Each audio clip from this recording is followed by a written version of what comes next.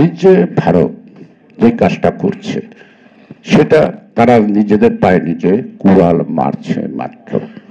কারণ বাংলাদেশের মানুষের চেতনা মনোভাব তারা যদি অ্যাসেপ্ট না করে, রিয়েলাইজ না করে, তাহলে ভারত বাংলাদেশের সম্পর্কটা হবে মুখামুখি।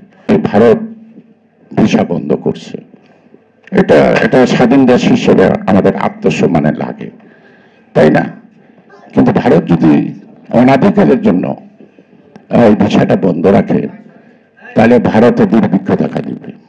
Double million offer Walton fridge কিনে পেতে পারেন 20 লক্ষ টাকা, রয়েছে কোটি কোটি টাকার নিশ্চিত উপহার। এবং কলকাতা না, দিল্লি, কেরালা, ব্যাঙ্গালোর, যত জায়গায় চেন্নাই, সব জায়গায় ধর্মঘট হবে, ডাক্তাররা অনশন করবে। কারণ আজ থেকে 6 বছর আগে এটা। এবং কলকাতা না, দিল্লি, কেরালা, ব্যাঙ্গালোর, যত জায়গায় চেন্নাই, সব জায়গায় ধর্মঘট হবে, ডাক্তাররা অনশন করবে।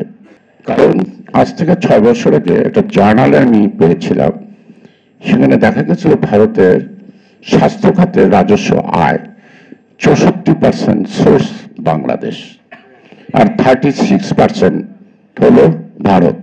যেখানে ভারতে 130-140 কোটি লোক, তার থেকে 36% আর্ন করে রাজস্ব, আর বাংলাদেশের 17 কোটি লোক থেকে তারা রাজস্ব আর্ন করে স্বাস্থ্য খাতে মাত্র 64%। আবার যদি হোটেল খাত ধরি, তারপরে যদি আবাসনের কথা বলি, তারপরে যদি কেনাকাটার কথা বলি, এটা থেকে কত রাজস্ব যায়? কারণ আমরা we are very much choosy, আমরা ধার করে ঘি খাই, আমরা প্রয়োজনে কাপড় কিনি না, নতুন কাপড় দেখলেই কিনি।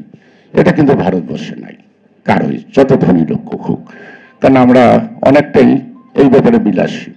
তো সেই কারণে চিকিৎসা শেষে যাই বউর জন্য হোক, মেয়ের জন্য হোক, নিজের জন্য হোক, কিছু না কিছু না কিনে ঢাকায় আসি না। আবার বাংলাদেশের লোকদের যে সকল কাপড় আপনি বাংলাদেশে পান, আপনি ভারতে গেলে সে কাপড় পাবেন না। যদি আপনার গলার ভাষায় বুঝেছিস আপনি বাংলাদেশে, তখন সেই কাপড় বের করবে। ইন্ডিয়ানদের কাছে ওই কাপড় বিক্রি বের করবে না, এই জন্য ইন্ডিয়ানরা ওই কাপড় পরবে না। ইন্ডিয়ানরা 2000 টাকা শাল পেলে যথেষ্ট, বাংলাদেশের লোকটা গেলে 2 লাখ 3 লাখ টাকা শাল খুঁজে, যেটা কলকাতার মার্কেটে পাওয়া কষ্ট হয়। তো সেই ক্ষেত্রে যে বাণিজ্য ঘাটতি মোর দেন 90% ভারতের সাথে। আমরা তো ইলিশ মাছ পাঠাই, তাই কত, আর তারা তো সবই পাঠায়, সুতরাং তারা নেয় কত? তো সুতরাং ভিসা, এলসি এ যদি বন্ধ থাকে, ভারতের দুর্ভিক্ষ ঠেকানোর ক্ষমতা মোদি বা সোনিয়া গান্ধী সব একসঙ্গে বসে কপাল ঠোকাঠুকি করতে পারবে, অর্থনীতি বাঁচাতে পারবে না।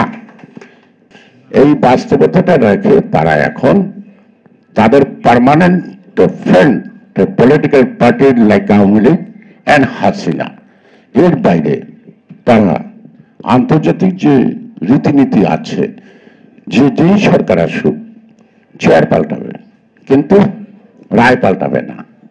চেয়ার পাল্টাবে, ফরেন পলিসি পাল্টাবে না। বাংলাদেশে একটা ফরেন পলিসি আছে তো, বা এখানে দোস্তুটি যতটুকু আছে, দ্যাট ইজ আওয়ার ম্যাটার, আমরা এটাকে কতটুকু রিফর্ম করব। কিন্তু আমরা তো বলেছি সকল দেশের সাথে বন্ধুত্ব, কিন্তু কোনো প্রভুত্ব না। আর আমার ফরেন পলিসি শুধু ভারতের সাথে কেন, সারা বিশ্বের সাথে আমার ফরেন পলিসি থাকতে হবে।